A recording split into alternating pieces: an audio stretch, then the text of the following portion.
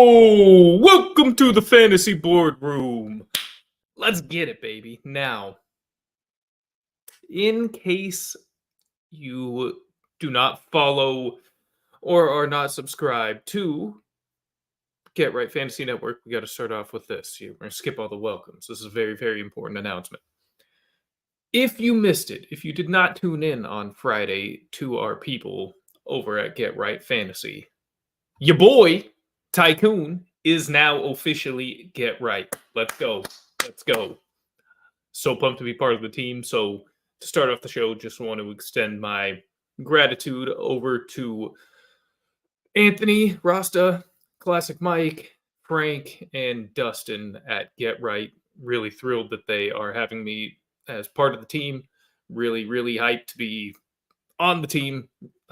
This is something that is a very natural fit. I mean, these guys, just straight up, these guys are my boys. Been part of their ride from the beginning and pumped to now be joining them in an official capacity. It's just something that's, we've been part of our own things for a little while. So now having the opportunity to do it together is just really cool. Really, really cool. So if from now on, you're going to be seeing me not only here on my own channel, we'll be simulcast over on Get Right Fantasy, and we're going to be getting it in both places. You'll likely see those guys join me a little more often. I look to join them on the Friday show probably more often than Monday or Wednesday, as much as I am possibly able to. That can be a challenging time in the schedule, but that is going to be something that I'm looking to do. And then next year is really where you'll see some changes. So for now, it's going to be business as usual. For the rest of the season, this show will continue in the format that it has been all year. Next year, and in the off season, looking to kind of shift a little bit so I'm not duplicating too much of what the Get Right boys are already doing.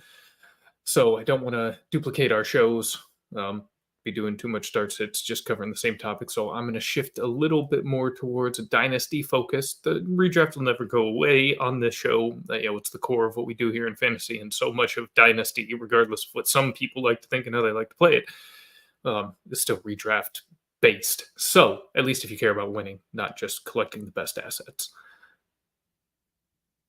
So we'll see how that all takes shape as we move into the future. But the most important thing to remember about all of this is that the Fantasy Boardroom and the Fantasy Tycoon, your fantasy CEO, is now Get Right. Hell yeah. Actually, I don't know if I can be saying Fantasy CEO now that I'm part of Get Right anymore, because Rasta is Get Right CEO. So I don't know, I have to come up with another moniker. But for now, I'm going to stay, Fantasy CEO. Speaking of, Rasta, welcome, my man. Just making the announcement here on this channel that we broke on the Get Right channel on Friday. So, hell yeah, baby. Tycoon and the Boardroom are Get Right. So we now can get into the games. Man, this is kind of a time where I wish I was just doing kind of a more general sports show. I would love to be biting back at Brock Purdy haters right now. I would love to be discussing the Ohtani deal. There's a whole lot of a lot surrounding that, but this is not a baseball show. This is not just a NFL show. This is a fantasy football show, and that is what we will remain focused on. All right. We'll come up with something. You're what's it? Who's leader of the board? There you go. That's what we'll say. Still to head on to the guy who still controls the CEO. There is somebody above the CEO, and that is the board of directors. And the head of the board controls that there. So that'll be your promotion. That's what we'll say. I'm just sliding into a different executive role. We do have a game tomorrow, though. We have the Los Angeles Chargers facing the Las Vegas Raiders in Las Vegas. We don't know who's starting at quarterback for the Raiders. We do know that Justin Herbert and Keenan Allen are not going to be there. Chairman of the board. Yes, that's what it is, Anthony. Chairman of the board, not leader of the board. Idiot. So yes, fantasy chairman. I love it. I love it very much. So yeah, no Herbert, no Allen. The Chargers are a disaster, as are the Raiders. The Raiders failed to score any points last week against the Minnesota Vikings in an abomination of the sport in that game. The Raiders still are favored, minus 162 on the money line, plus 136. Underdogs are the Chargers. Standard 3-point home edge on the spread for the Raiders, and a total set at 34.5. Honestly, instead of going through start sits, we're just going to look at all these from fantasy playoff implications specifically. We're not just going to run through each team and say starts. These are 2 important weeks. We're going to discuss this. So on the Raiders here, look, it's unlikely if you're a playoff team that you're counting heavily on any Raider, which would be Josh Jacobs or Devontae Adams. Looks like Josh Jacobs is probably not going to go. And I'm not playing Zamir White. Devontae Adams, regardless of whether it's O'Connell or hopefully it's Jimmy for fantasy purposes, if you're in the playoffs with Devontae, I just can't sit Devontae Adams no matter what. So I would still be rolling him out there. But that's all you can take away from the Raiders. Now, Chargers, what sucks here is with Herbert out, with Allen out, number one, Allen was one of the best receivers in fantasy this year, so you probably are in the fantasy playoffs if you have Keenan Allen. I pray you have a bye. If you did not get a bye, damn. Because you're not feeling good about any of these replacement receivers. I will not play a receiver from the Chargers. Austin Eckler. This is the crux of it. This is what sucks. He had that rough 3-week stretch. Otherwise, when he's been healthy, he's been useful. I'd wager there's still a decent amount of Eckler teams in the playoffs, just given that so many RBs got banged up. It didn't necessarily devastate you the time he was out, nor the bad weeks. You probably had a way to survive and had his big week still carry you a bit. You can't sit him because it's the Raiders. But man, this really puts a damper on the playoffs for the rest of the way. Not having Herbert the rest of the season, you don't feel good if you have to rely heavily on Austin Eckler in the fantasy playoffs. So hopefully, much like you had to do while he was injured or during the down stretch, you have others that are able to help push you through. Again, I can't see sitting him in this game. I'm not going to do it. I'm counting on him in a few spots. But boy, this really sucks for the ceiling of Austin Eckler as we head into the most important part of the season, I have to say. So treating him more like an RB2 this week. Got to play him, but shit. And we move to the group of Saturday games that we have this week. The wives are going to be thrilled as we approach the holidays that we have a lot of football to watch. So we will start with the Vikings and Bengals, the 10 a.m. Pacific, 1 p.m. Eastern game, which is, the Vikings traveling to Cincinnati to face Jake Browning and the Bengals. There's some interesting stuff in this one, too. The Bengals are similar favorites as the Raiders. Got the standard 3-point home edge, minus 166 here on the money line. Vikings are plus 140, and the over-under is set at 40.5 points. I expect the Bengals will win this game.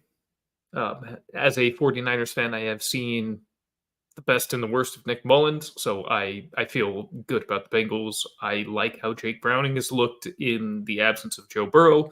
I do think the Vikings, despite their ability to shut down the Raiders, not particularly impressive. I'm personally not a big O'Connell fan. I don't think he's any good. I don't take much away from that game. I think Browning, Chase, Higgins, Mixon will find far more success than the Raiders were able to. And I'm not particularly convinced Mullins is going to be that effective in this road game. So I love the Bengals to win. I will look to parlay that Bengals money line with another very confident money line. I really like Mixon and Chase in this matchup. Very, very confident in continuing to start them in the playoffs. No issue whatsoever, at least in this week. And Chase, obviously, every week. Browning, I'm very optimistic about. I would play him over the likes of Jared Goff this week. Somebody like that. I would play him over Kyler Murray this week going up against the 49ers. I would... let's see, who's somewhere. I have him as like a fringe QB1, possibly high QB2. So if you're dealing again with an injury, you're in a tight QB spot. You just lost Herbert now. You're uncomfortable starting Stroud if he goes following the concussion against the Jets. This is a very viable option. He's probably not available unless you already pounced on him, unfortunately.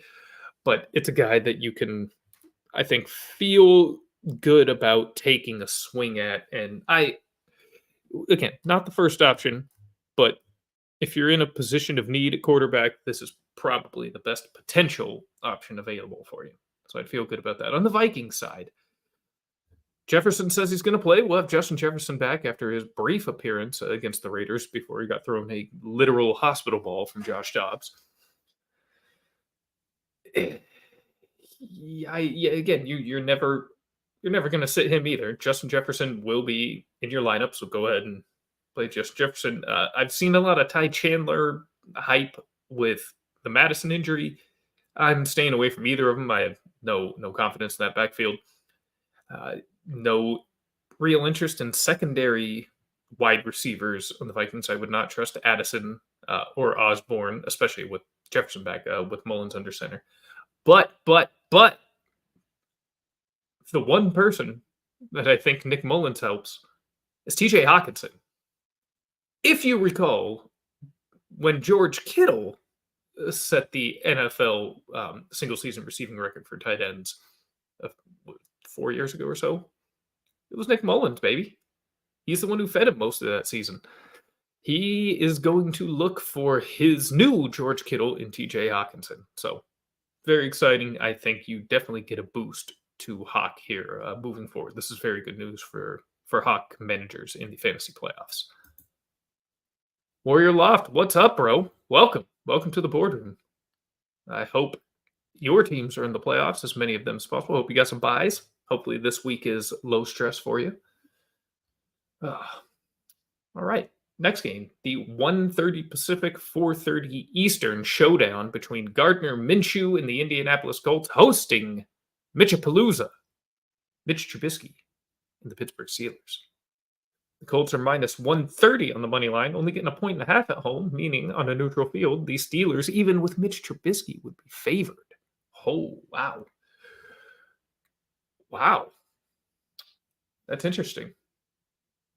And 42.5 points is the spread. Wow, though. I'm actually kind of intrigued. I'm surprised the Colts aren't slightly bigger favorites, especially with Mitch going under center to start this game from the beginning. Wow, that's it. Although Pickett's not any good either. They managed to win a bunch of games, so maybe it's not so crazy. But I don't hate how the Colts have been looking this season as a whole. So I actually kind of like the spot for the Colts. But before we get into that, we will address Warriors. Question, Warrior. You stashed CEH and McKinnon last week. You are on bye. Beautiful. Are they worth keeping on the bench? I do think McKinnon is worth keeping on the bench, yes. Well, 1 second here, actually. So Isaiah Pacheco, I thought I saw that he wasn't back yet, but was going to be. So I want to make sure we're staying accurate here. The worst possible thing I feel like I could ever do is give misinformation. Yeah, didn't practice Wednesday.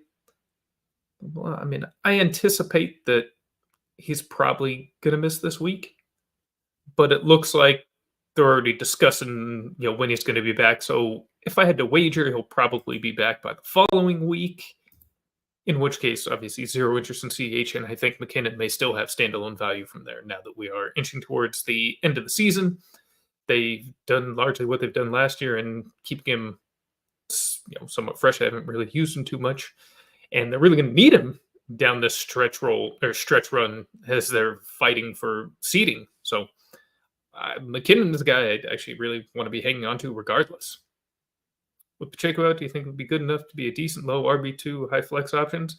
I do think McKinnon will be, yes. If Pacheco remains out, I still love McKinnon, and I would say McKinnon over CEH every single week. CEH really will only have a chance to pay off if he scores a touchdown. McKinnon probably will need a touchdown to really have a good day for you, but because of the receiving work, which he didn't get a ton of necessarily in this past week, but I do think that will rise again as we go later into the season here, and the continued lack of performance from the receivers. I mean, Mahomes going to have to get the ball to somebody he trusts besides Kelsey. I think McKinnon will be that guy. So the receiving work that I still anticipate will increase for McKinnon in the stretch run, I do think will put him in, that flex range. I would feel decent. I'd feel pretty good about him as a flex with, um, with Pacheco out. But even if Pacheco's in, he could, if you're in a pinch, it's not a guy I would hate rolling out there. Not at all. I've got him stashed in a couple spots just for that reason. So Colts Steelers. I don't love really where the Steelers are at right now, so I'm feeling good about the Colts options here. Jonathan Taylor is poised to miss his third straight game this week. I certainly don't believe he'll be out there. He did not practice today. So Zach Moss, I think this is a nice spot for him up against Pittsburgh. I would feel very comfortable rolling out Zach Moss despite underwhelming results the last 2 weeks without Taylor. Gardner Minshew, just zero interest in the playoffs. I would not let anything ride in the hands of the mustache. Michael Pittman, though, yes. I would feel good about Pittman. Just a volume monster, target monster. He's not going up against any sort of difficult matchup here against Pittsburgh. I would feel good about starting Pittman. And that's where it would end with the Colts. As far as, again, with playoffs on the line, no. Not willing to go down with the ship with anybody else except Moss and Pittman. And on the Steelers side, oof. It's so tricky because this is a good matchup for the receivers, for Pickens and Deontay. Like, the big play really could be there. And I actually I like it for Najee as well. I think this could be a nice week for Najee. But once again, this is win or go home time. Am I willing to put my season on the line with George Pickens, Deontay Johnson, or Najee Harris? Jalen Warren, no. Najee, typically, no. Boy. The crazy thing is, I'd probably feel more comfortable out of perceived safety starting Deontay, even though I think Pickens is the guy that has the chance to do something most dangerous. Indy's more vulnerable on the outside. He's the bigger player. Here's what I would say. I would be actively trying not to start Deontay Johnson if in any way possible. It would be looking for any other option. The guy you might be forced to start just based on who you roster. Pickens is a guy that if you... These feel like a cop-out answer sometimes, but it's true. If you feel like you really just need floor, you need guaranteed points, play somebody else. If it's tough, you're facing, you're the 6 seed going up against a 3 seed that maybe should have gotten a bye. So it's still a juggernaut team, whatever. You really need to hit a home run. You need to swing for the fences. Then I would take a chance with Pickens in that case. I do think a very long touchdown is in play. I mean, Mitch has nothing to lose. He could play much like Zach Wilson did last week against the Texans. We heard what DJ Reed said he told the team, and that is he's playing for them. What's worse is going to happen to him? Get benched again. Same thing for Mitch. I mean, Mitch, what the hell is going to happen to Mitch? Nothing. What's he afraid of? He can just eat that thing downfield all day, and I think he might. I mean, if I was Mitch, that's how I do. I would play so aggressively it wouldn't even be funny. Especially against this Colts team. So Pickens, I think, has a chance for a long one. And Najee, probably you don't have two better running backs if you roster Najee. So it's a guy that's worth taking a shot on too, I think. And now the nightcap, 5:15 Pacific, 8:15 Eastern. We have the Detroit Lions, the struggling Detroit Lions, hosting the resurgent Denver Broncos. The Lions are heavy favorites, -225 on the money line. The Broncos +185 road underdogs. The spread is -4 in favor of the Lions, and the over-under is 48. I'm picking the Broncos to win this game, number one. But I do think I actually like this over under. I do think there are going to be a lot of points scored in this game. I love the Lions running backs in this game. If you have either Gibbs or Montgomery, full go, no sweat, you can trust these guys in the playoffs. Jared Goff, baby. Ooh. See, this is one of those spots where I'd probably play Jake Browning instead. He's one of those borderline guys here. So probably a high to mid QB2 still this week, but boy, the Broncos pass defense has been really good of late. Lions coming off really a stinker. I know this is a good spot for them to bounce back. Jared Goff is much better indoors and at home, but I have to ride with the current trajectory and momentum and position of these teams. The Broncos are flying right now. I would not trust Jared Goff here, as crazy as it seems. I've actually been, championing him quite a bit this season, but in this matchup, I'm not willing to ride or die with him. But it would be his top receiver, St. Brown. I feel that he will be able to exploit some soft areas of this defense. So it's just going to be, I don't know if he's going to score. So full PPR though, that's really what I'm talking about. I think he'll get to his 7 to 10 receptions and 70 to 90 yards. I do think he'll slow cuts that'll ultimately result in a decent fantasy score. So I'm willing to ride with that, but they're going to really be most heavily reliant on Gibbs and Montgomery this week, in my estimation. And Laporta, he's just an every week starter at the tight end position. So, and given the struggles I think other receivers going to have outside of Amon-Ra, Amon-Ra's going to be limited, I think, to mostly short work. Laporta, I think, will get his as well. Perry, what up? Love this channel. Never tuned into you. Merry Christmas. Merry Christmas to you, Perry. Welcome, welcome. Well, to be fair, though, I am new here on the Get Right channel specifically. I've guested a bit with the boys on the Friday show, but I am now officially part of the team. The Fantasy Boardroom is officially part of the network, and truly, truly, truly thrilled about it. And one of the things I'm most excited about is things like this. Perry, you're new to me.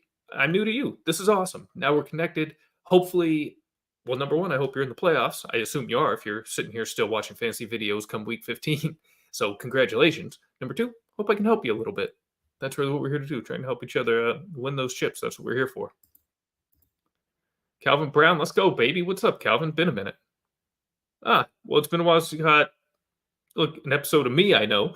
And if it's been a while since you caught anything from Get Right, well, stay tuned because shortly after the boardroom is adjourned, Rasta will be on with the Wednesday show. I don't know if I think Frank's in Mexico still, so I don't think he'll be joining them. But so maybe Rasta solo. Too bad the timing doesn't work quite right on Wednesdays for us, because man, I would love to have just done the show with him tonight and doubled this up, but you'll be able in for a good one with him as well. Love the sweater. Hey, thanks, man. Gotta be in the spirit. This is a nice one. Actually, you know what? We're gonna show the whole thing because it's actually kind of a in the spirit, right? 6-point TDs, Browning or Howell? Browning, but I do think that's close. That's another one when we get to the Commanders matchup. Going to discuss Browning versus Howell specifically, and I barely lean Browning. George play 01. Hey, man, non-PPR. Should I drop Charbonnet or Dowdle for Chase Brown?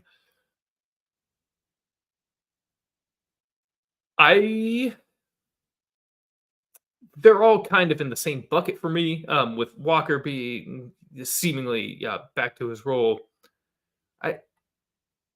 Brown is probably the guy I would still prefer, so I would say yes, but I don't think it's anything significant or imperative. Brown had a nice week last week, largely buoyed by 50-plus yard catch. I think it was, 56 yards. He was only in for 18 snaps, so he wasn't really out there a ton. So I'm not trying to get too excited about Brown, but I do think there's still a little bit more upside for him than there is for Charbonnet or Dowdle if things break in proper ways. So he would be the guy I'd prefer to have, yes. Yep, just Anthony tonight. All right, so they'll be going over our listener leagues. And I think he had the Ambassador League on the agenda I saw. So in there, I got to buy in that league, by the way, just so you know.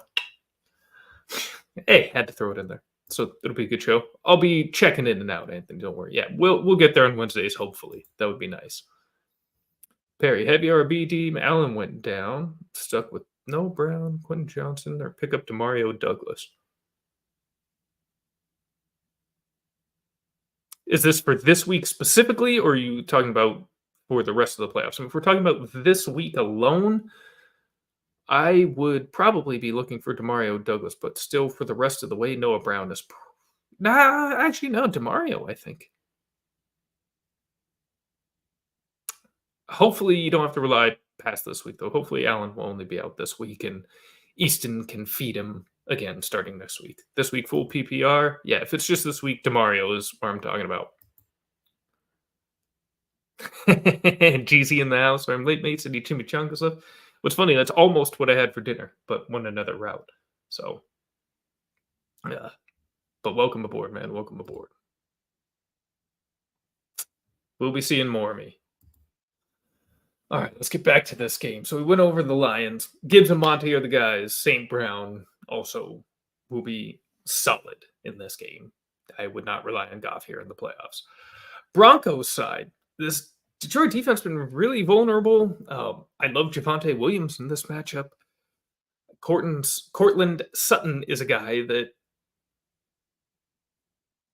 I'm kind of feeling like you can't sit really. I mean, he's not catching a ton of passes, but man, those touchdowns are just happening. And it feels like at some point the bottom will fall out there. But when they're looking to score, that's where Russ is seeming to look, and it's working. I'm feeling it still with Sutton. I think the ride continues, so I would still roll with Sutton. Jerry Jeudy, I want no part of. My God, dropped an easy 50-yard bomb. I can't with Jerry Jeudy anymore. So that then leaves us to discuss Russell Wilson. So really, it's just Williams and Sutton. Russell Wilson, I actually have right there in the Jared Goff bucket here because I think it's going to lean a little bit more, or the game's going to go a little more through Javonte this week as well. This is going to be the running back show this week, this Saturday night. So Russ, I have him right there. Yeah, I think with Goff, that high mid QB2, that 14, 15, 16, or like 15, 16, 17 type. That's where I think they'll finish this week. So I would not really be looking to ride with Russ on this Saturday with playoffs in full go, not with the season on the line. All right. So Jeezy posed this actually in the Sleeper channel, the Get Right Sleeper channel. Make sure if you use Sleeper that you're over there interacting with us.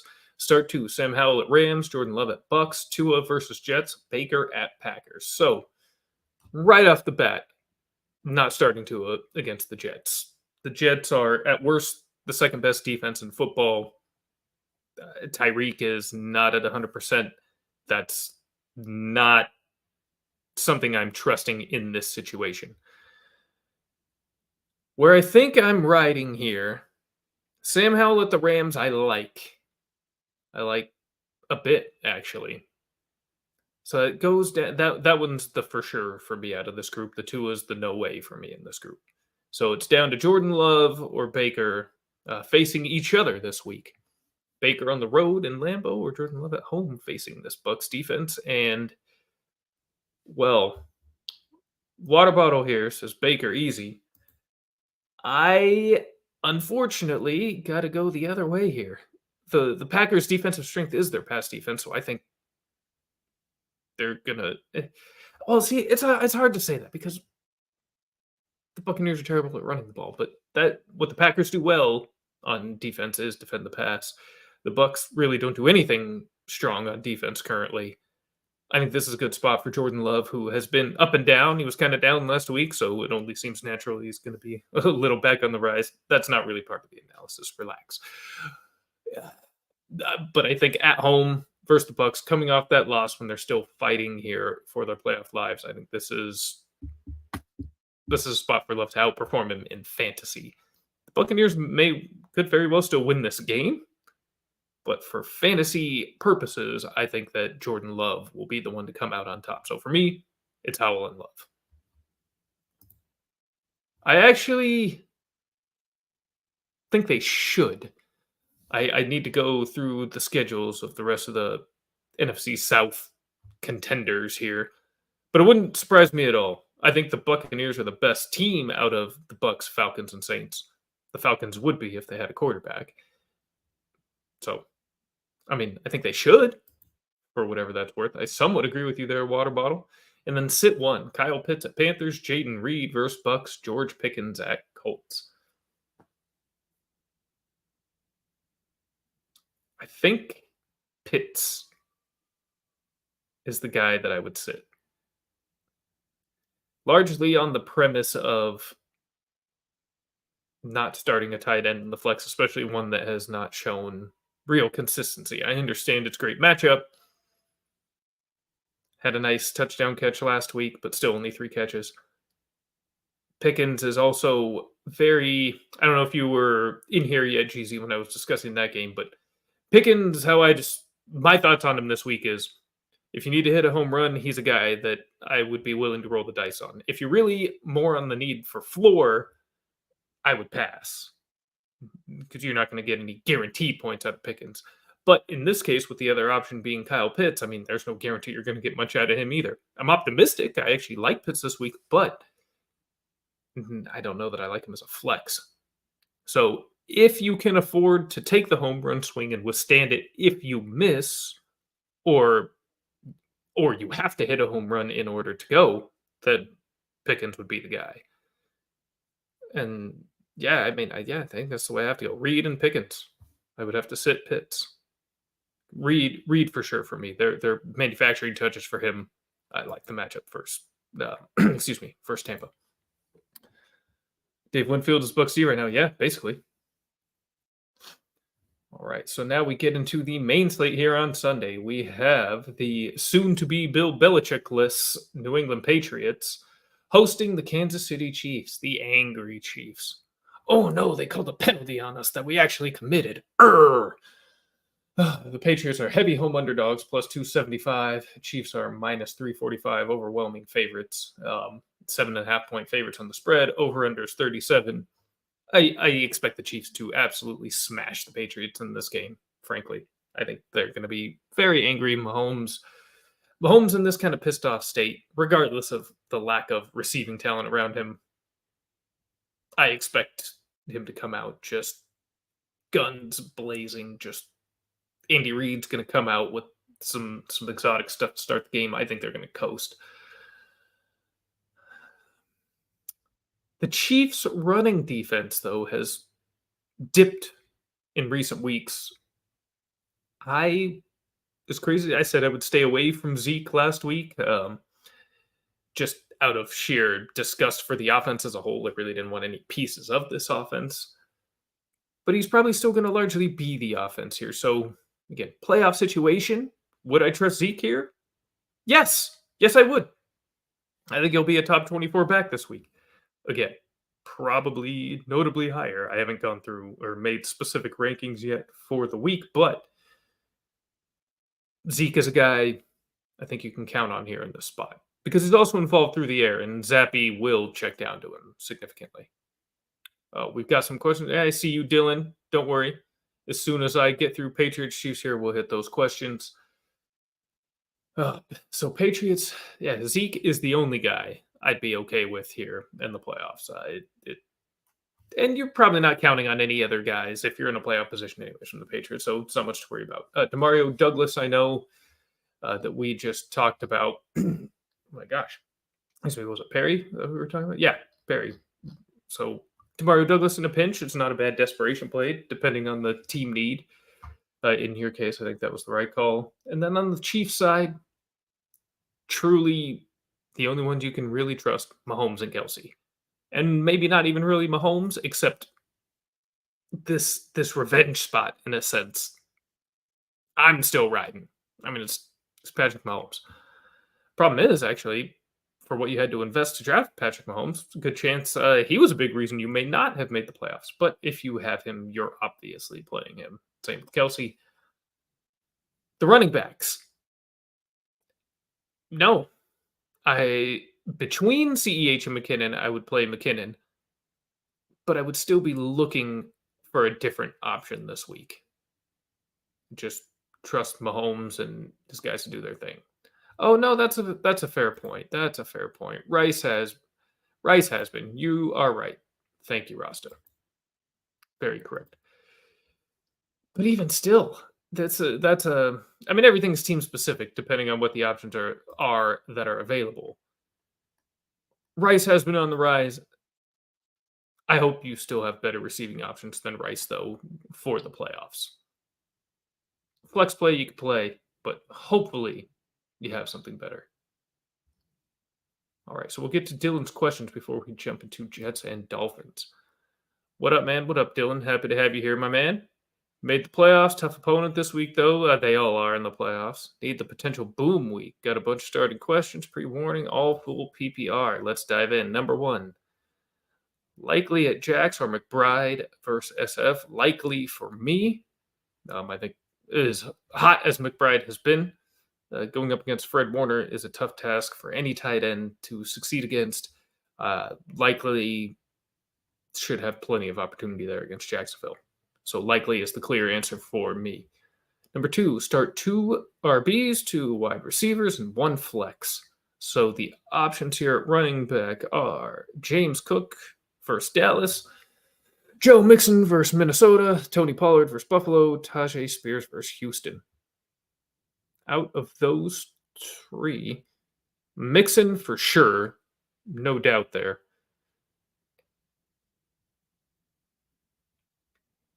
I'm probably writing Pollard. Say Mixon and Pollard. And then wide receivers, Diggs. I understand how it's been for Diggs over the last month. You don't sit Stephon Diggs. That's just my perspective on it. I would never sit Stephon Diggs. And then Brandon Ayuk versus Arizona, Marquise Brown versus San Francisco, Jaden Reed versus Tampa Bay, Downs versus Pittsburgh. Ayuk for me. So it's Diggs and Ayuk. And then as far as the flex goes, so you're down to Cook, Spears, Brown, Reed, and Downs. For me, it would be Jaden Reed. They're really looking for ways to get him the ball. Seems like they're trying to pretend he's Debo. Jet sweep after jet sweep. It's fun. So yeah, Reed would be the guy I'd go with in the flex. So to recap, likely over McBride, 2 running backs to start, Mixon and Pollard, 2 receivers to start, Diggs and Ayuk, and the flex I would go Reed. And I would also like to add, that's a nice team. Good job, Dylan. Would you rather have this week in full PPR if Stroud does not play? Levis versus Houston, DeVito versus New Orleans, Flacco versus Chicago, Zach Wilson versus Miami. Probably Flacco versus Chicago. Chicago's defense actually is playing a lot better, but Flacco's been putting it up, 45 times the last couple of weeks? And he can get the ball out quick, so as long as he doesn't get injured in the game, I'd be surprised if he doesn't pass it at least another 35 or 40 times. Just by sheer volume, that's what I would trust. Levis is still not in the playoffs. Can't trust how. I know it was kind of a roller coaster on Monday, but you see the bad part of Levis, and that's not a part I want to have surfacing when it could cost me my championship. And DeVito versus New Orleans is interesting, but again, playoffs. Are you trusting Tommy Cutlets? I love the guy, but and same with Zach Wilson. I actually big Zach Wilson fan, sort of. Season on the line. You trust in babyface Zach? I'm not. For me, we're going with the old Big Daddy Joe. That's just what it's got to be. One ring Joe. Yeah. And he has a great receiver in Cooper. He has an awesome tight end in Njoku to throw to, and Elijah Moore. He has chemistry with. That's built in from their time in New York. So he's, I think, in the best position to serve you fantasy-wise. James Conner versus San Francisco, Ford versus Chicago if he plays, Singletary versus Tennessee. The answer there to me would be Ford if he plays. If Ford does not play, Conner. I would keep expectations pretty limited, but still Conner over Singletary. Confident with Raiders defense special teams first the Chargers with no Herbert or Allen. Drop the Ravens because of tough schedule ahead. Got Broncos defense for the next 2 weeks. Raiders at the moment for this week. Hate Thursday night games though. That's my hang up here. I I wanted to be confident. I actually looked at doing the same thing even before I knew Allen was out. But I can't trust the Raiders defense. I mean, God, Broncos aren't really in a great spot. I'd trust them over the Broncos this week, though, for defense, special team scoring. Yes. So I wouldn't be super confident, but I mean, the probability of Easton Stick and lack of receivers making a mistake, resulting in a turnover that could turn into a defensive score for the Raiders, I think that's on the table for them more so than any big plays like that for the Broncos versus the Lions.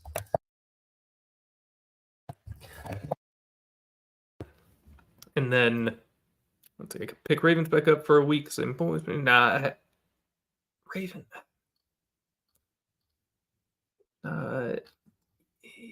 Ravens versus Jaguars. I actually think the Raiders probably give you the best chance of those three for a home run at the defensive spot this week. So yeah, I would go Raiders. And then Jeezy, speaking of McBride, how much would I give up for him in a trade for him? Dynasty tight end plus.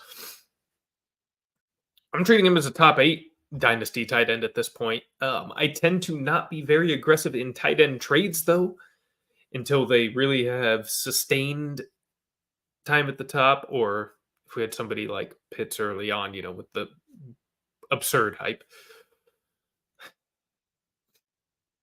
I mean, I'd give up a late first for him probably, but that's about the high end of what I'd give up, a late first round pick in tight end premium anyways, not in without the tight end premium, I would not give up a first for really any tight end except somebody who's like a prime Kelsey or Andrews.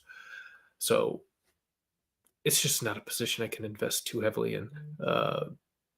But I do look at him in tight end plus, certainly first round talent. I mean, and I definitely think he's a top 8 dynasty tight end moving forward, like without question for me.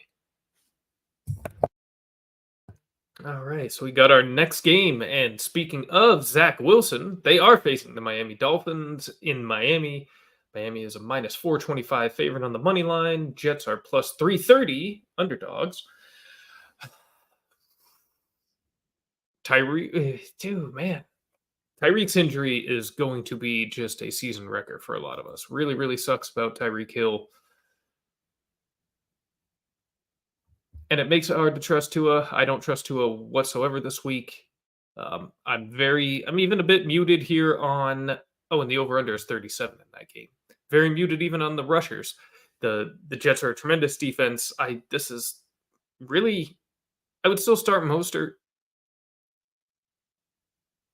because I think their best chance to score is going to be in Titan. They might be able to get that 3, 4, 5 yard run in with him to score.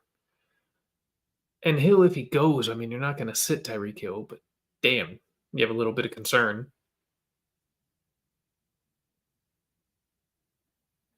Yeah, man, this is a really horrible situation going into the fantasy playoffs. So really, Mostert and Hill if he goes, which I think he will. Just you hate that he's not going to be 100%.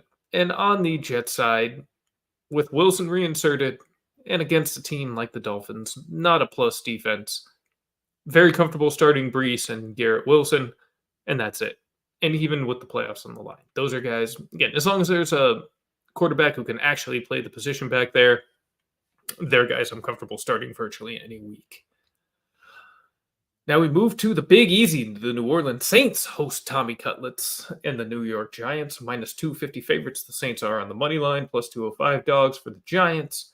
Over under of 39 and 5.5 point favorites on the spread are the Saints. Obviously, we want no part of Derek Carr in the playoffs. Alvin Kamara, absolutely you do. Chris Olave, yes, please, here against the Giants. Taysom Hill, if he goes, I still think is an every week starter at the tight end position. And that's where the trust ends with the Saints. And it's regardless of who's at QB, you start Kamara and Olave. I mean, Carr will start, but if he gets hurt again and Winston gets in there, you're still going to be fine. So it really doesn't matter. And on the Giants, outside, honestly, as fun as some of the DeVito performances have been, I cannot advocate for ever starting anyone on the Giants that is not named Saquon Barkley, especially again in the playoffs. So Saquon is the only guy you can roll out there. And if you have been streaming tight end and just basically that's a question in your lineup every single week, and you've been able to float into the playoffs that way, Darren Waller, if he's back out there, even the first week back out there this week, I would throw him out there. I'm in a very, very important league that I'm looking to go for the three-peat in, and if he's back, he's in there for me. I will tell you that. Now we move to, like we said, Big Daddy Joe Flacco and the Browns host the Chicago Bears. Browns are minus 166 on the money line. Bears are plus 140 underdogs. Over-under is 38.5, and the Browns get the standard 3-point edge at home on the spread. Joe Flacco is right behind, probably in between Browning and then that Goff Russ. So I like where Flacco has a chance to fit in here. Again, I would look elsewhere, but in a pinch there at quarterback, again, you just lost Herbert. I'd roll Flacco this week. Just this week.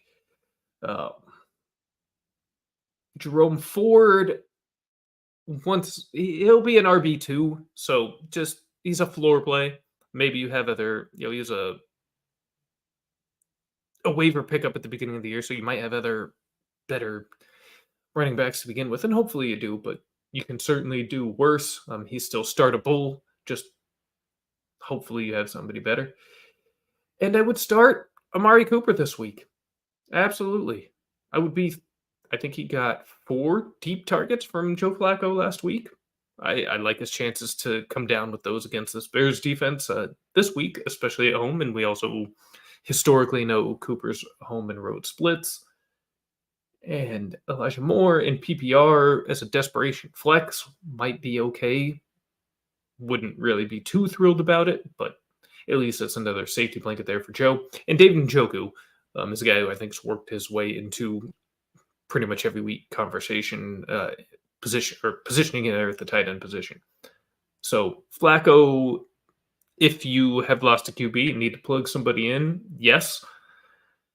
Jerome Ford, yes. Amari Cooper, yes. David Njoku, yes. Other side of the ball, Chicago Bears. Whew. Justin Fields, I want to say yes. But not against the Browns on the road. No, I would not put my season in Justin Fields' hands this week. I would put it in the hands of DJ Moore every week. Happily fire up DJ Moore. He is fully within the circle of trust. And that's where it ends. The backfield still remains a mess. Once again, elite defense that they're going up against on the road here. Same thing for Cole Kmet, who is inconsistent. No, it's truly the DJ Moore show over there in Chicago, and the only part of that offense I want here in this first week of the playoffs. Stash is back, baby. You damn right, Rafi. It is back. For now. We'll see what else happens. Who else pulled Mahomes for Purdy? Did you really play Purdy over Mahomes? Big ups, Ray. Damn. Respect that. That's big balls right there. And it probably won you a matchup. All right, well, I'm getting tight on time. I do have a hard out, so I'm going to try and breeze through these things. I apologize, guys, if I start to go too fast. Panthers, Falcons, thankfully, will be brief. You don't start any of these Panthers in the playoffs. That's a pretty simple scenario there. The Falcons, Bijan, I'm still more than happy to ride with him. Drake London and Kyle Pitts, in this matchup, yes, absolutely. I have no issue starting those guys here against the Panthers. And Desmond Ridder, fuck no. Never the answer. Can't wait till he is replaced next year. So this is a great matchup, though, for the skill position players for Atlanta. And I will happily take all of the primary options. But Pitts, reverting back to Jeezy's question, really only in the tight end position, not plus enough on him to really want to put him in the flex spot. That would be a desperation move. Buccaneers and Packers. This could be a more fun game than might be given credit for on the surface. Packers are decent favorites, minus 175 in the money line, 3.5-point favorites on the spread, over-unders, 42. Jordan Love, great spot for Jordan Love. I think he's low-end QB1 this week. I'd probably have him right over Browning.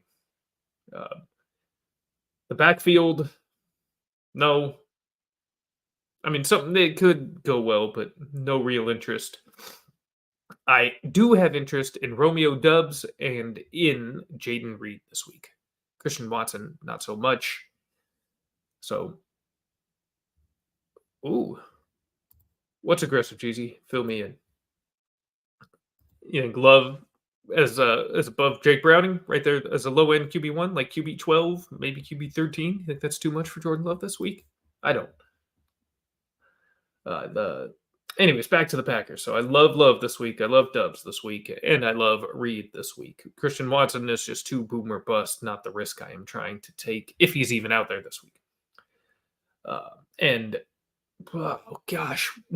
not the guy to Tucker Kraft. No part of that at the tight end position. On the Buccaneers side, Baker, his good performances are awesome, actually. I'm relying on him in a very important league, the Get Right Dynasty League, as a matter of fact. So I really need him to keep performing this week. Thankfully, though, I'm on bye for what I think will be one of his down weeks against the Packers. Maybe if he's able to get a lot of balls off to Rachaad White. But, man, I think he's going to have a hard time connecting with Mike Evans in particular this week. So I think it's going to be a down game here for old Bako. I would still start Rachaad White without question. I'm actually very excited about his prospects this week. So, yeah, let's go Rachaad White. And then when you get to Chris Godwin and Mike Evans, it's one of these things where matchup-wise, I think it's set up to be a better week for Godwin. And you probably are playing him if you got into the playoffs with him. Pretty tough. He's been very mid. He's a floor play. Mike Evans is the ceiling play potentially, and it's a guy, again, you probably don't have better receivers to start over him, so you're going to have to, but I don't love the matchup, but I can't recommend sitting him.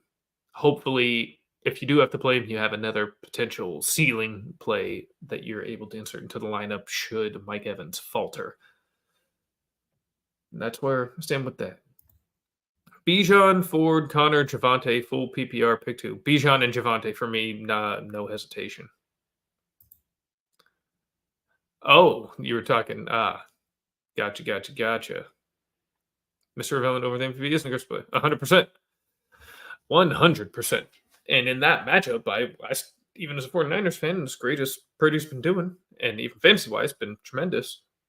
Mahomes in that matchup against the Bills, man, I expected that to be much higher scoring. I would not have set Mahomes for anything in that matchup, honestly, him or Allen. Let's see if we can get, you know what? We got time for one more game. I'm going to make it the Commanders-Rams. Yeah. So the Rams are big favorites over the Commanders. Stafford, probably also right above Browning. Same with Howell. Those are all, and yeah, basically I have them in the same bucket as Love. Like Howell, Stafford, Love, all right in that same area with Browning like just behind them. Low-end QB2 type. They'll finish in some order all right next to each other is what I'm thinking here. But it's a very, very plus spot for Matt Stafford. And the Rams, the Commanders' defense is absolutely awful. Cooper Kupp and Puka Nacua set up nicely. I would happily trust both in this matchup. I would trust Kyron Williams in this matchup. I would avoid whoever leans out there at tight end, even if Higbee is back. But I'd have full confidence in the core skill group going into this first playoff matchup for the Rams. And on the Commander side, yeah, feel good about Howell. If you need to play him, no issue whatsoever. Running back Brian Robinson, no. But Terry McLaurin, who put up a donut last week out and has been rough of late. I would trust. I really think he'll. Now, I have him wide receiver 3 territory, so he really is wide receiver 3 flex. But if you were thinking about sitting him just because of that 0, don't. And that's where it ends with me for the Commanders. Howell will do his crazy shit. Maybe Logan Thomas gets something done, but not a guy I would trust directly either. I think Howell's going to have to whip up some kind of crazy individual plays, and I think he gets it done. But yeah, full faith in that Rams group. And unfortunately, yeah, I've got a heart out right now. I've got to get out of here. I am so sorry I wasn't able to get through here. Started a little bit late. We had a lot more questions. We had a lot more items to talk about with me joining Get Right. So sorry I can't quite finish up here. Please, though, hit us up in the channel. I'll see if I can get on this Friday here. Maybe I can join the boys for a little bit, offer some opinions on the other games. Hell, maybe I can sneak away and jump on with roster for a few minutes later on as he starts to go through this. But thank you all for joining me so much. Oh, well, let's see here. One more question. Where do you land on Trey Palmer in general, more so in Dino? I think more so is word. Trey Palmer, he's not a guy I have a particularly strong opinion on, frankly. He's a guy I think is worth stashing him. I'd keep him on a taxi squad. And he's gotten usage. I mean, who was that? Tyler Johnson was the guy I was previously excited when he got drafted over to Tampa Bay, and I think maybe Trey Palmer will actually be the guy who I thought that Johnson was going to be. So Mike Evans, how long has he got of prime? Evans left really. Even Godwin. I mean, they're going to have to usher in this youth. So he's guy. I don't have a specific ranking for Palmer necessarily, but a guy I'd love to have in my taxi squad right now. That's where I'd say. I have to talk to you more about that one. 3rd round pick I'd throw out for him. I actually just didn't realize the usage he's been getting of late, so that's nice. Again, certainly what I thought Tyler Johnson might get and never did. Thank you all once again, though. Thank you for joining me here, welcoming me to Get Right, especially those watching through the Get Right channel. I know some of you, that's why you've jumped onto the show tonight. Thrilled, again, to be part of the family, part of the team. This is awesome. I can't tell you how excited this makes me. And I can't wait to come back next week, or possibly later this week, maybe later tonight, and talk more about this stuff. But really do have to get out of here. Love you guys. This meeting of the Fantasy Boardroom is